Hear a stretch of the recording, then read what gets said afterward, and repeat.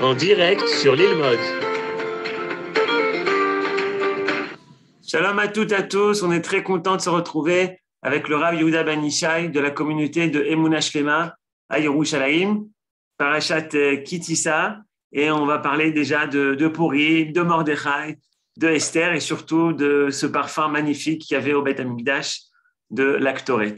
Bechavod Rav Ben Ishai, vous pouvez ouvrir votre micro pour qu'on puisse démarrer. Bechavod Rav.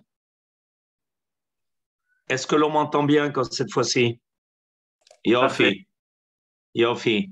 Alors, Shabbat Shalom à tous et à toutes. Et bienvenue. Toda Rabba Aaron qui fait son travail comme d'habitude. Et je veux tout de suite rectifier. On ne va pas parler de l'Aktoret. On va parler de Shemen HaMishcha, c'est-à-dire de l'huile qui servait à oindre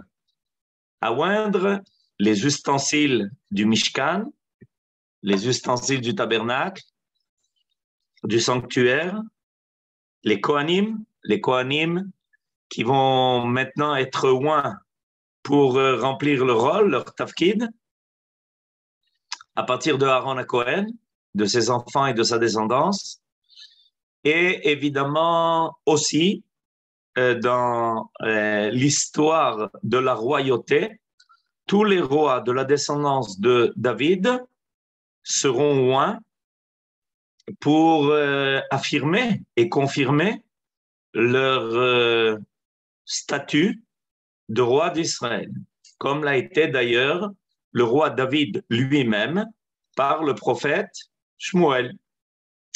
Alors, on va parler aujourd'hui de cela, et ça se trouve au chapitre Lamed, à partir du verset Chafbet. À partir du verset Kafbet, longuement, un passage qu'en général on étudie moins, mais qui a une importance clé, et vous allez comprendre tout de suite pourquoi. Voilà, maintenant on nous a montré les versets, alors on va les voir ensemble. Vaidaber Adonai el Moshe lemor, ve'ata kach lecha besamim rosh, mor deror 500, vekinemon besem, machatzito 50 ו200, ukne bosem 50 ו200. ועשית אותו שמן משחת קודש, רוקח מרקחת, מעשה רוקח, שמן משחת קודש, יהיה, ואת אהרון ואת בניו תמשך, וקידשת אותם לכהן לי. Alors, Moshe Rabbeinu reçoit de la part de Akadosh Baruch Hu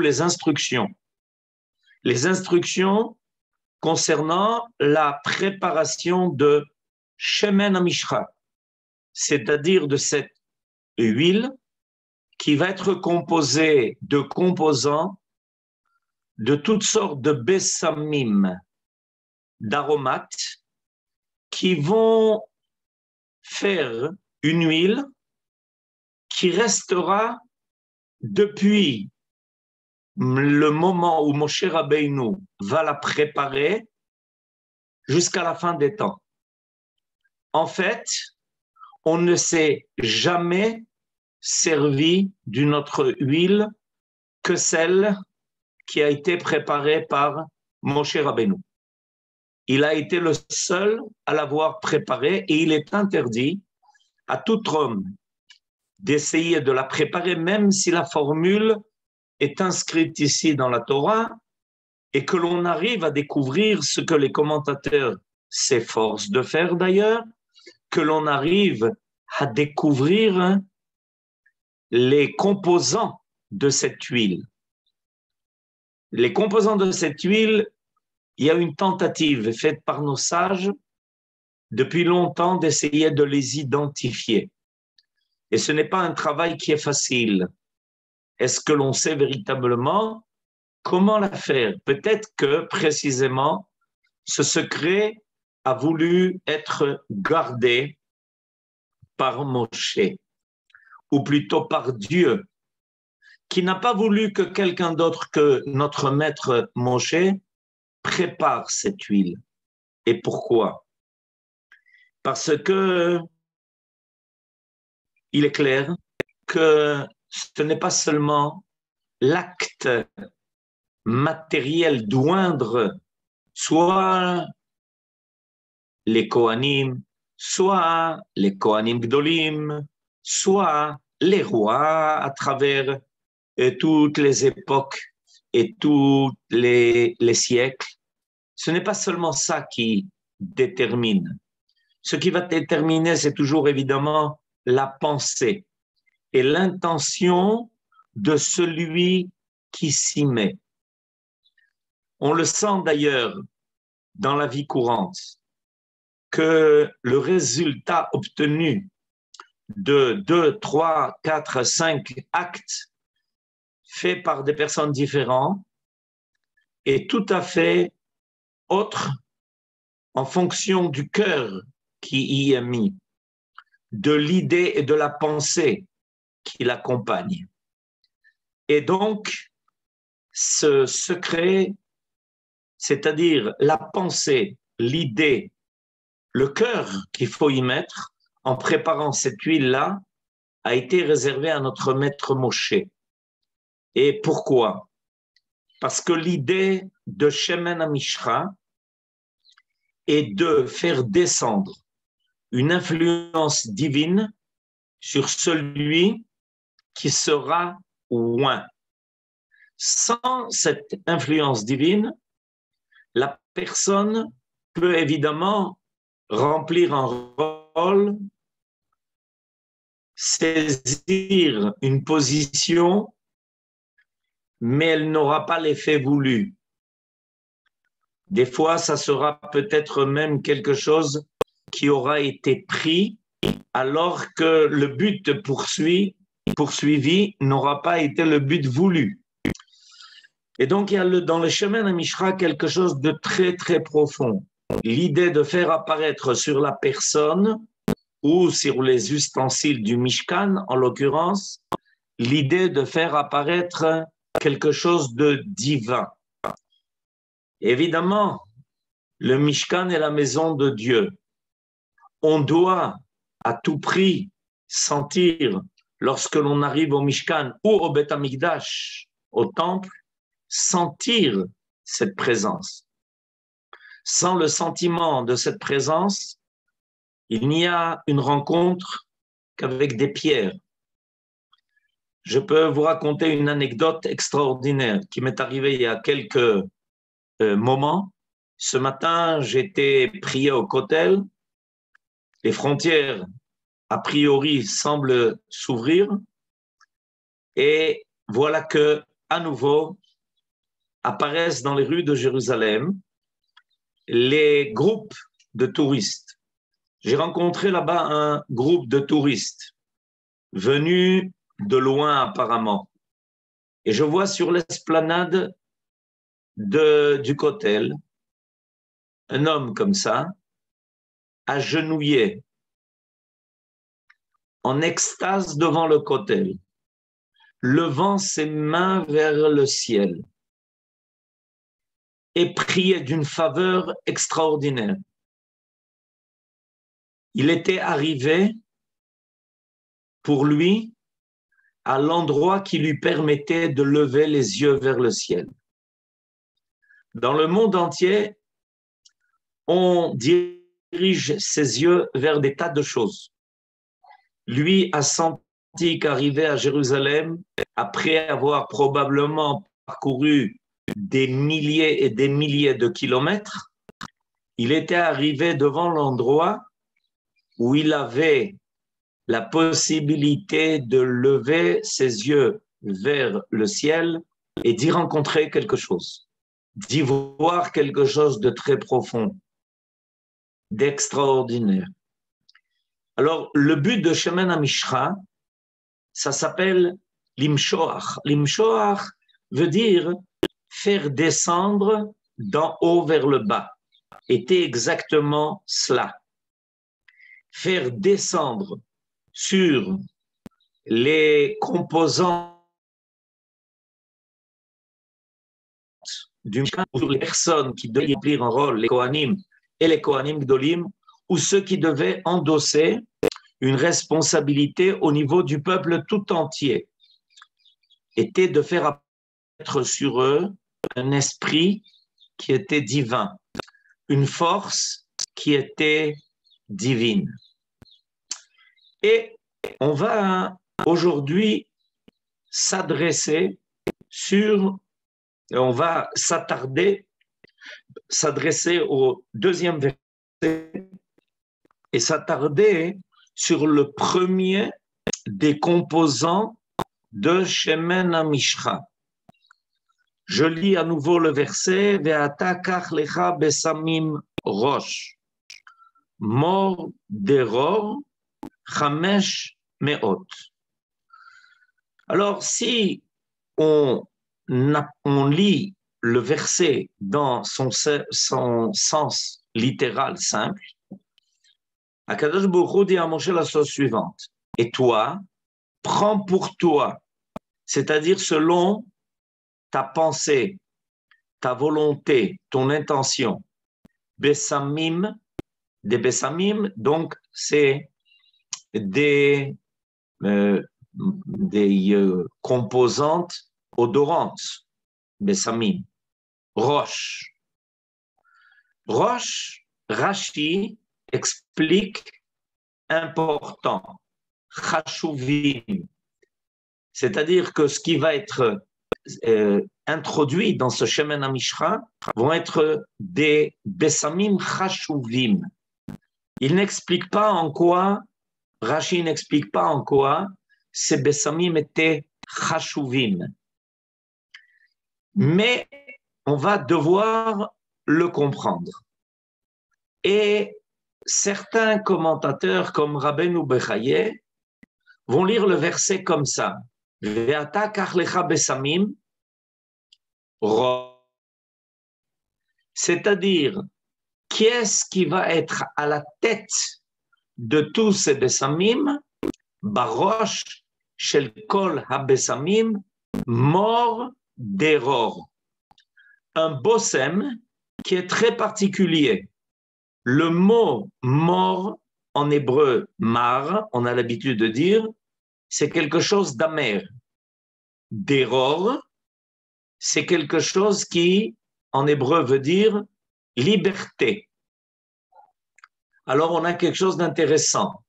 Le premier des composants de Shemen HaMishcha est quelque chose qui, quand on le prend dans la main, il laisse une amertume. Mort, mar, c'est quelque chose de mar. Deror, lui, au contraire, dit que ce bossem est lié à la liberté.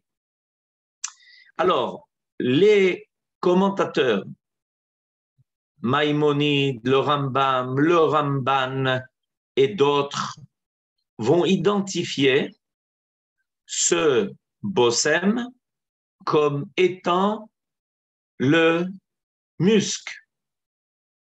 On a entendu parler du musc comme étant un produit qui dégage une forte odeur. Il y a de l'huile aujourd'hui qui est tirée à partir du musc, une odeur très forte et enivrante. Et il doit être le premier à être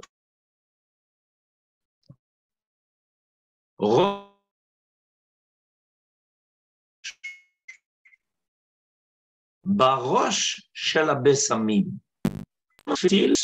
Précisément de ce composant de Shemen HaMishcha, le premier. En quoi il a eu le droit d'être le chashuv des chashuvim, celui qui a été le plus important parmi tous ceux qui étaient importants. Parce que Rashi nous a expliqué que Rosh, c'est chashuvim. Il est le chashuv des chashuvim. Pourquoi?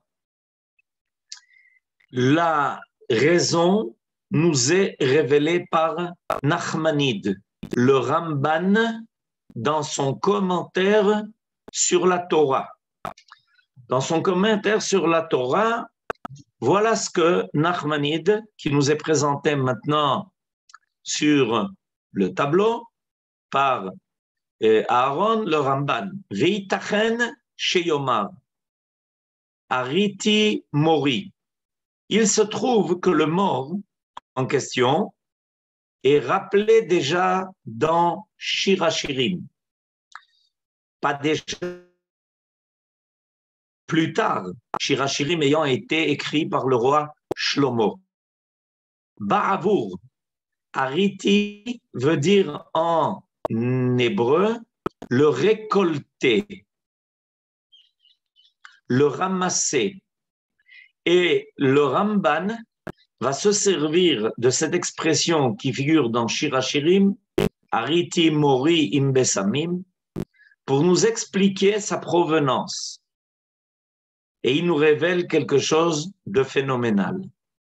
Baravour, ki udam nitzrach bebeten achaya, adoma letzvi ayodua be'eretz odou. Alors, il me dit que voilà, en fait, le musc vient du sang qui se rassemble dans le corps.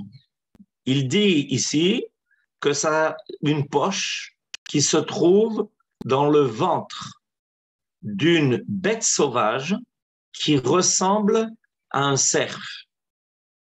Et cette bête-là, elle est connue en Inde. Et je continue l'explication de Nachmanide. Ubelechta ben asichim. Et quand cette bête se promène entre les différents arbres et les différents arbustes, bimé achom, quand il fait très chaud, ça se passe en période de chaleur, bimé achom agadol, megaredet banefachaou. La bête se frotte aux différents arbres et arbustes et à ce moment-là, ce sang qui s'est rassemblé dans une certaine poche, yotse tsarour, il sort, il apparaît, il y a une blessure qui se fait quelque part, et de cette poche va sortir du sang qui apparaît en graines. Veloktim oto mina achu. Et il y a des personnes qui connaissent ça et qui vont passer après cette bête et récolter précisément ce qui est sorti de cette poche. Ve'amar, ve'yadai natefu mort. Et pourquoi Veyadai natefu mort? C'est marqué dans Shir HaShirim. Ça veut dire que de mes mains, une fois que j'ai pris ça entre mes mains, tout d'un coup vont apparaître de mes mains ce parfum, cette odeur extraordinaire. Qui a katuv yedame recho, parce que ce qui va apparaître des mains de celui qui a ramassé ces morceaux de sang coagulés, c'est comme si le parfum coulait de ses mains. Titofna mireach haou nitfe maim ve'acherim. Mais le Ramban va rajouter à cela autre chose. Et là apparaît un grand secret. Amrou. Et là, je voudrais que l'on lise à partir du moment où il est marqué Vaïkra Café, et la référence n'est pas la bonne, elle est ou Kratem Dror, c'est la référence du verset, Mais ce qui nous concerne, voilà, c'est là où c'est souligné maintenant. Il y a une tentative d'expliquer pourquoi ce mot dror s'appelle dror. Alors, il y en a qui ont voulu dire que la raison en est que on ne peut pas le falsifier. Le muscle ne peut pas se falsifier. Dès qu'on essaye de le mélanger, évidemment, imaginez-vous que c'est quelque chose qui est très difficile à obtenir et c'est pour ça qu'il coûte très cher et certains voudraient le falsifier. Par exemple, en essayant de mélanger un peu de ce parfum avec d'autres huiles. On ne peut pas. Et certains donc ont expliqué qu'il s'appelle dror parce qu'il est libre. Il est impossible de le falsifier.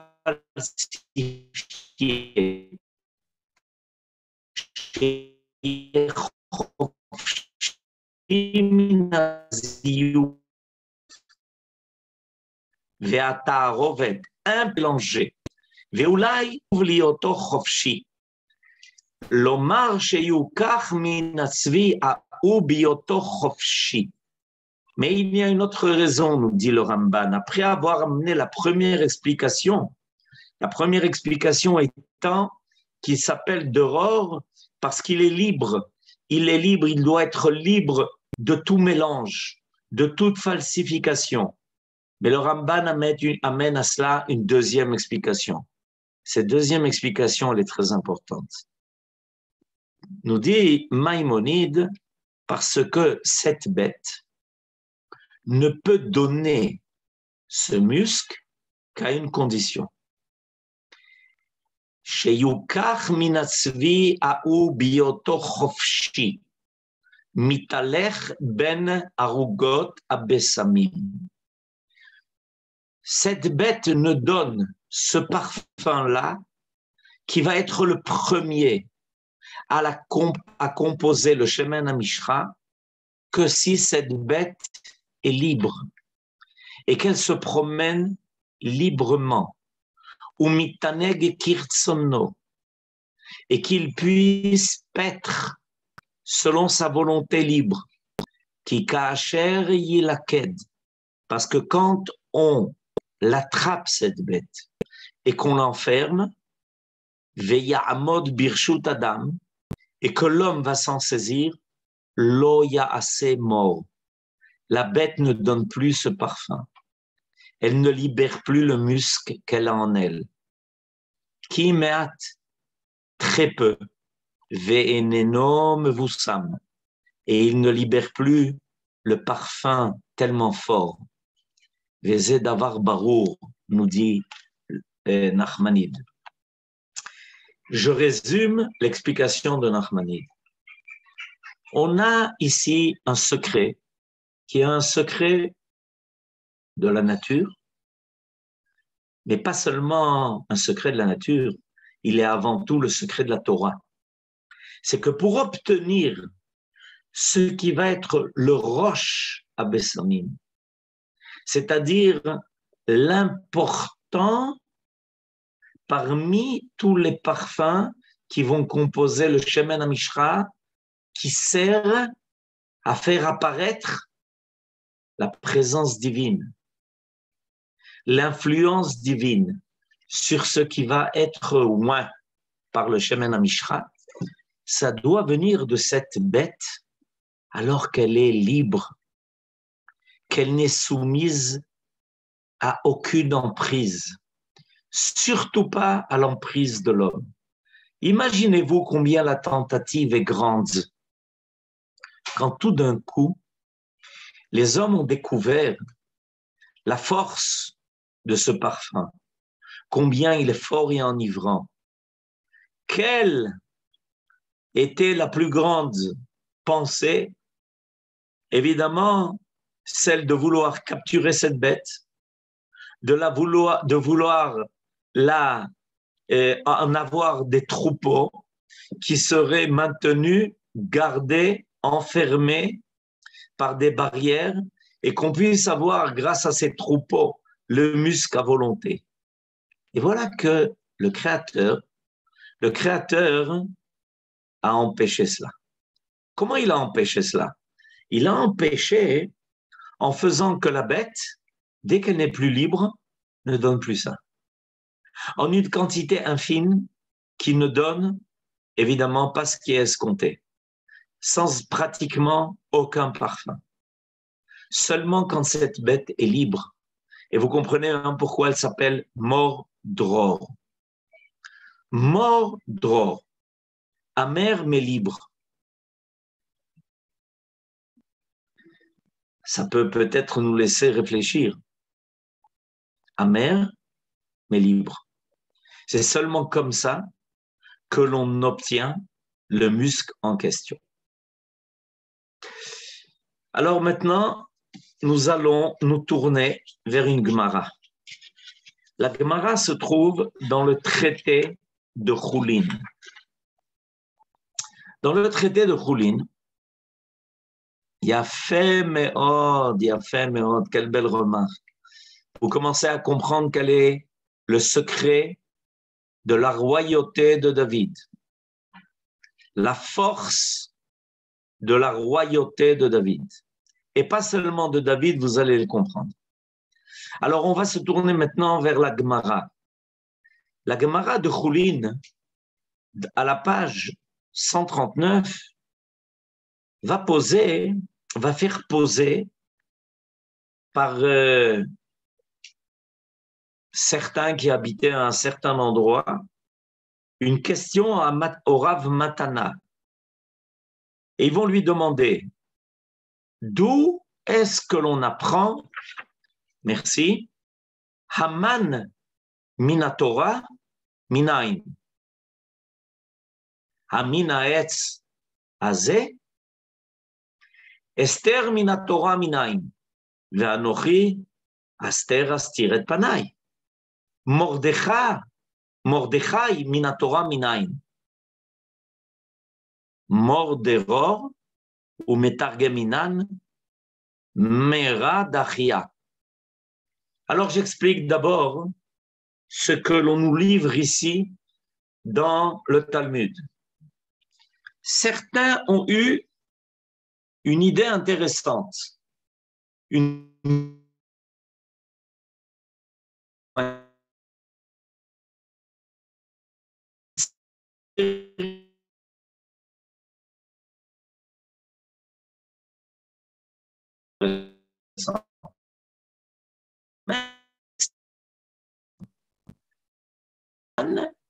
À partir de la Torah. Haman, dans la Torah, qu'est-ce que Haman a à voir à faire la Torah? Haman va apparaître pratiquement 1000 ans après la destruction du premier temple. Et voilà qu'on est maintenant en Perse. Réponse donnée, il s'agit de Haman qui est rappelé à propos du bien, à propos de l'arbre qui est la connaissance du bien et du mal. C'est rappelé par le Nachash.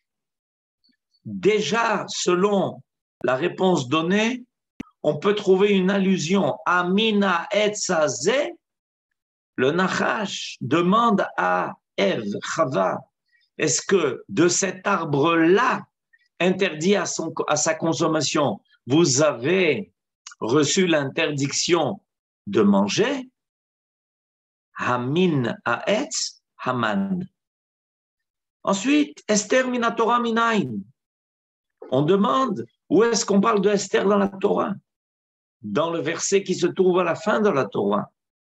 Et qui dit que viendra un temps où Dieu cachera sa face et on se trouvera en exil, abandonné aux mains de nos ennemis. Haster, astir. Il y aura un voile qui se fera sur l'apparition de Dieu dans l'histoire des hommes et d'Israël, à tel point que dans la Megillat Esther, on ne voit pas écrit en toutes lettres En clair, le nom de Dieu. Il y a déjà une allusion à Esther, à ce temps de Esther, à la Megillat Esther, qui est la Megillah qui nous révèle la présence de Dieu en coulisses. Mais on va s'attarder aujourd'hui surtout à la dernière explication. Mordechai minatora minayin. D'où est-ce que l'on apprend l'existence de Mordechai, de ce personnage, de cette force? D'où est-ce que l'on l'apprend déjà dans la Torah? Réponse donnée, c'est rappelé dans le premier des composants de Shemen HaMishcha. Comment ça? Mordror. Mordror, c'est pas Mordechai. Si, c'est Mordechai.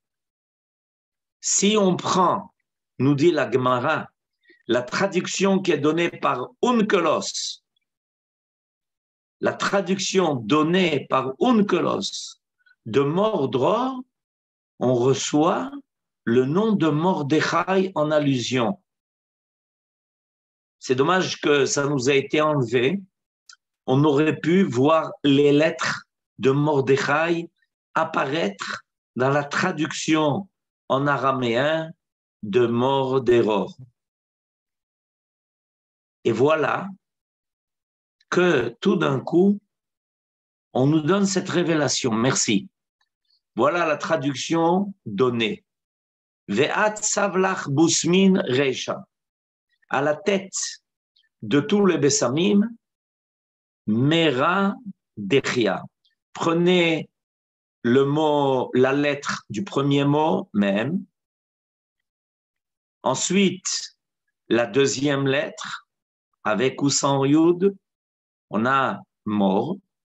Et ensuite, on a, dans le deuxième mot, Dalet, Chaf, Yud, Mordechai. On a les lettres Mordechai qui apparaissent devant nous. Alors, qu'est-ce que cette Gemara veut nous dire? Quel rapport entre Shemen HaMishcha et Mordechai? Quel rapport avec l'explication que l'on a reçue du Ramban, de Nachmanide, sur l'apparition de Mordéror dans la nature, par cette bête qui ne donne cela que quand elle est libre, qui ne peut pas être attrapée, qui ne supporte pas la servitude, qui refuse qu'on s'empare d'elle.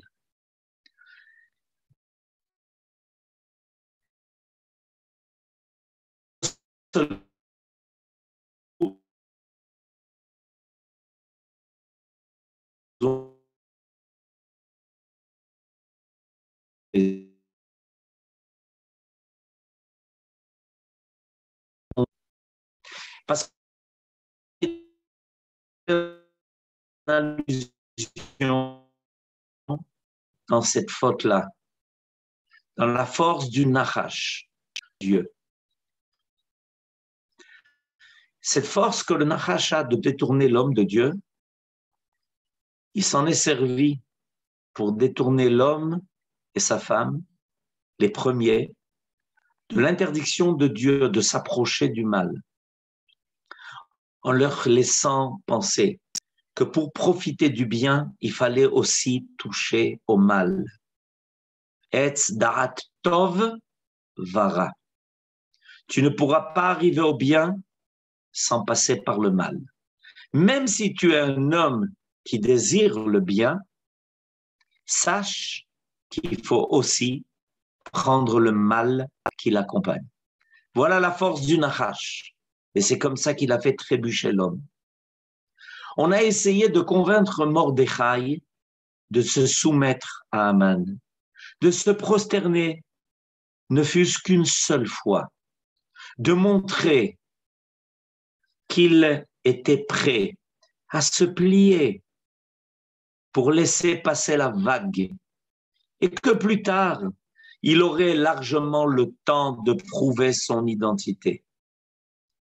Et voilà que précisément, dans le premier des composants de Shemen HaMishcha, on nous annonce que la première chose qui est nécessaire pour recevoir l'onction divine, la force divine qui va te permettre d'affirmer que Dieu est le maître dans le monde, non seulement de la nature,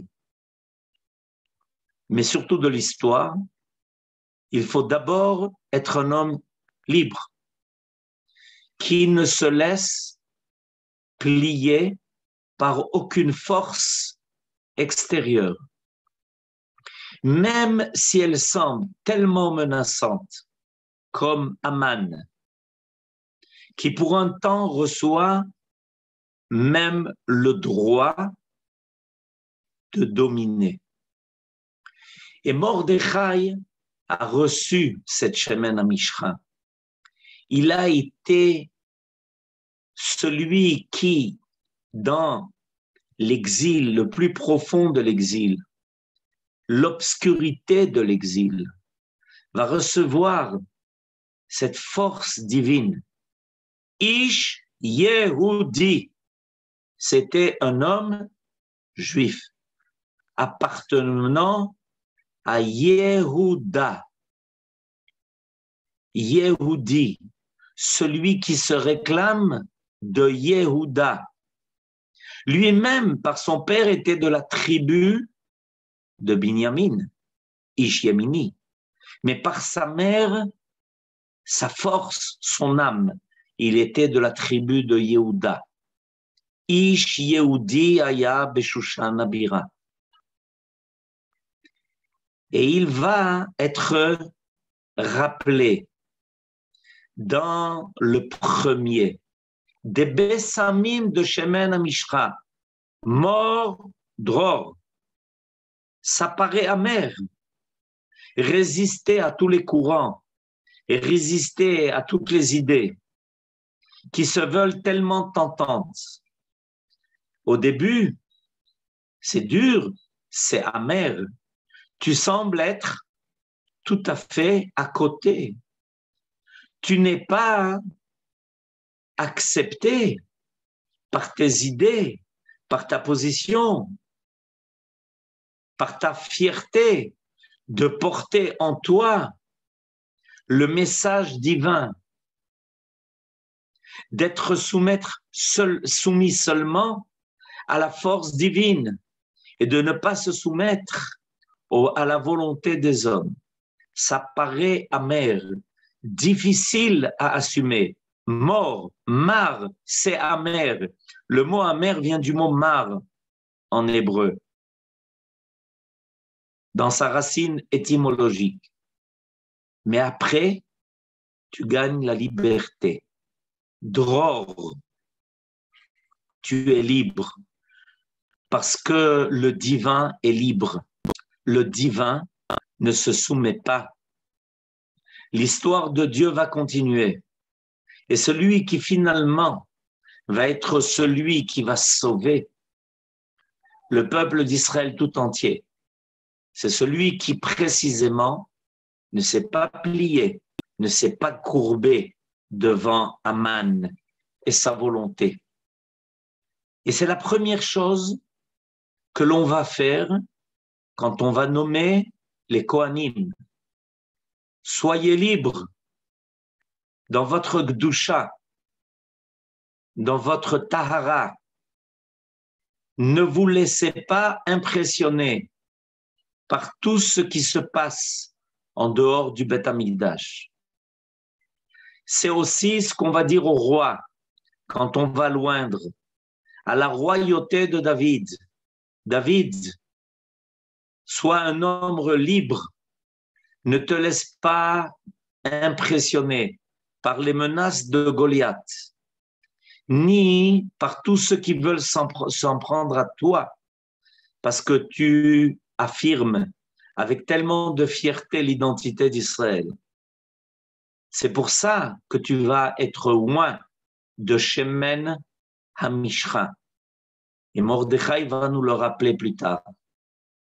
Et il a eu ce mérite-là qui va être scellé dans le secret de Shemen HaMishcha. Et c'est pour ça que ça apparaît dans la traduction en araméen, en secret. Personne ne le savait. Personne au départ ne comprenait pourquoi il ne se soumettait pas. Il va falloir attendre que la Megillah se termine, que l'histoire de Purim arrive à sa fin pour que l'on comprenne que Mordechai avait raison. Bezrat Hashem, que ça nous inspire pour comprendre ce que l'on a à faire. Shabbat Shalom à tous et à toutes. Merci beaucoup. Toda Rabba Ben Ishai pour ce cours extraordinaire, très profond. Mordechai, Mordor. Shabbat Shalom. Vous pouvez ouvrir les micros. Et Bessorot Tovot pour tout le monde. On finit en musique, bien sûr. Mordechai Yatsa Milifne Amelech. Shabbat Shalom à tous. Kol Tov. Shabbat Shalom, voilà. Shabbat Shalom, Rav. Shabbat Shalom, Shabbat Shalom. Shabbat Shalom. Shabbat Shalom, Mevorach. Shabbat Shalom ומבורך לכולם. תודה רבה רב, תודה רבה יוהן. Shabbat Shalom.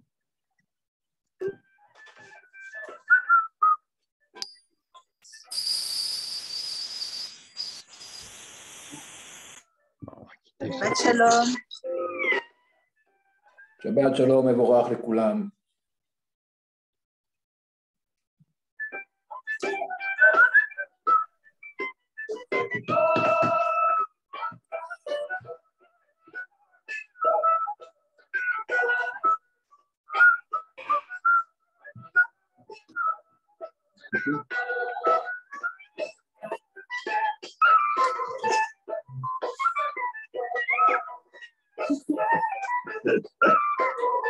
Na na na na na na na na na na na na na na